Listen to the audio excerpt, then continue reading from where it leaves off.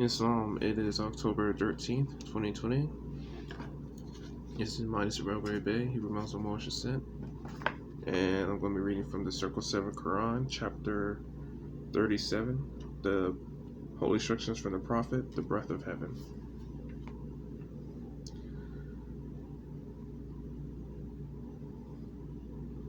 Taint not thy body, because it was first formed, nor of thy brain, because therein thy soul resideth.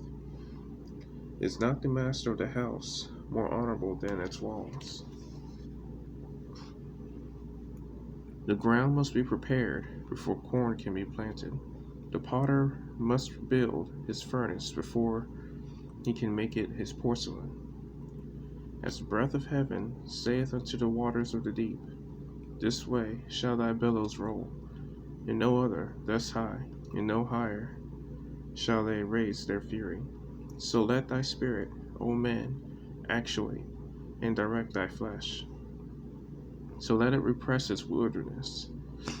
Thy body is as the globe of the earth, thy bones the pillars that sustain it on its basis. As the ocean giveth rise to springs, whose waters return again into its bosom through the rivers, so runneth thy life from thy outwards, and so runneth it into its place again. Do not both retain their course forever? Behold, the same Allah ordained them. Is not thy nose the channel to perfumes, thy mouth the path to delicacies? Are not thine eyes the sentinels that watch for thee? Yet how often are they unable to distinguish truth from error? Keep thy soul in moderation. Teach thy spirit to be attentive to its good. So shall these its ministers be always to thee conveyances of truth. Thine hand, is it not a miracle? Is there in the creation aught like unto it? Wherefore was it given thee, but that thou mightest stretch it out to the assistance of thy brother? Why of all things living art thou alone made capable of blushing? The world shall read thy shame upon thy face, therefore do nothing shameful. Fear and dismay, who rob thy countenance of its ready splendor. Avoid guilt, and thou shalt know that fear is beneath thee, that dismay is unnamely. Wherefore to thee alone speak shadows in the vision of the pillow. Reverence them, for know that dreams are from on high. Though man alone can't speak, wonder at thy glorious prerogative, and pay to him who gave it to thee a rational and welcome praise, teaching thy children wisdom, instructing the offspring of thy loins in piety.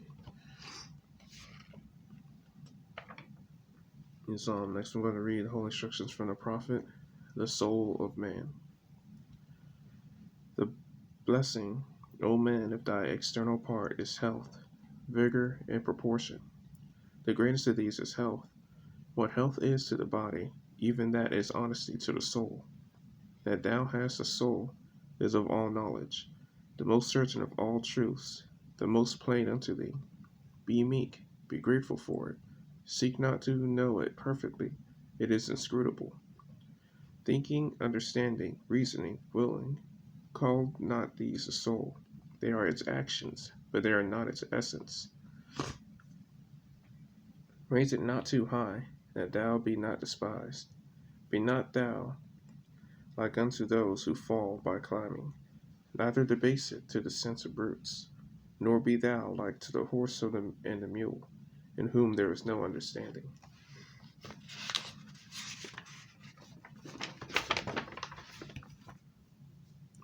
Search it by its faculties, know it by its virtues. They are more in number than the hairs of thy head. The stars of heaven are not to be counted with them. Think not with Arabia that one soul is parted among all men. Neither believe thou with the sons of Egypt that every man hath many. Know that as thy heart, so also thy soul is one. Doth not the sun harden the clay? Doth it not also soften the wax? As it is one sun that worketh both, even so it is one soul that willeth contraries. As the moon retaineth her nature, though darkness spread itself before her face as a curtain, so the soul remaineth perfect, even in the bosom of a fool. She is immortal, she is unchangeable, she is unlike in all.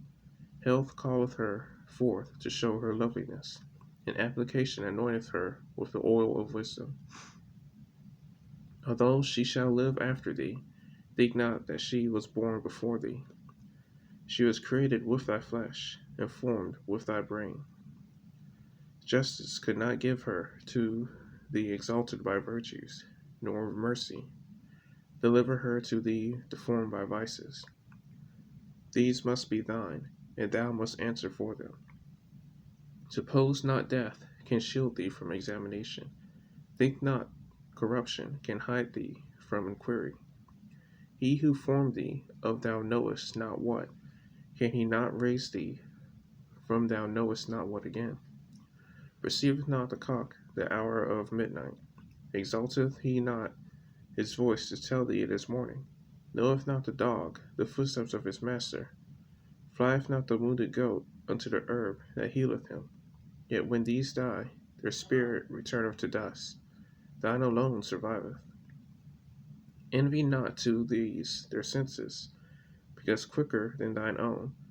Learn that the advantage lieth not in the possessing good things, but in the knowing to use them. Hadst thou the ear of the stag, or were thine eyes as strong and piercing as the eagle's? Didst thou equal the hound in smell, or could the ape resign to thee his taste, or could the tortoise their feeling? Yet without reason, what would they avail thee?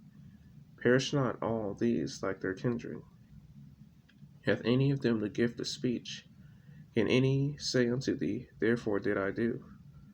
The lips of the wise are as the doors of a cabinet. No sooner are they opened, but treasures are poured out before thee. Like unto trees of gold, arranged in beds of silver, are wise sentences uttered in due season. Canst thou think too greatly of thy soul, or can too much be said in its praise? It is the image of him who gave it. Remember thou its dignity forever. Forget not how great a talent is committed to thy charge. Whatsoever may do good, may also do harm. Beware that thou direct its course to virtue. Think not that thou canst lose her in a crowd. Suppose not that thou canst bury her in thy closet. Action is her delight, and she will not be withheld from it. Her motion is perpetual, her attempts are universal, her agility is not to be suppressed. Is it at the uttermost part of the earth? She will have it. Is it beyond the regions of the stars? Yet will her eye discover it. Inquiry is her delight, as one who traverses the burning sands in search of water, so is the soul that thirsteth after knowledge. Guard her, for she is rash. Restrain her, for she is irregular. Correct her, for she is outrageous. More supple is she than water, more flexible than wax, more yielding than air. Is there aught that can bind her? As a sword in the hand of a madman, even so is the soul to him who wanteth discretion. The end of her search is truth. Her means to discover it are reason and experience. But are not these weak, uncertain, and fallacious? How then shall she attain unto it? General opinion is no proof of truth, for the generality of men are ignorant. Perception of thyself, the knowledge of him who created thee, the sense of worship thou owest unto him, are not these plain before thy face? And behold, what is there more that men needeth to know? That was chapters 37 and 38 of the Circle 7 Quran. Islam.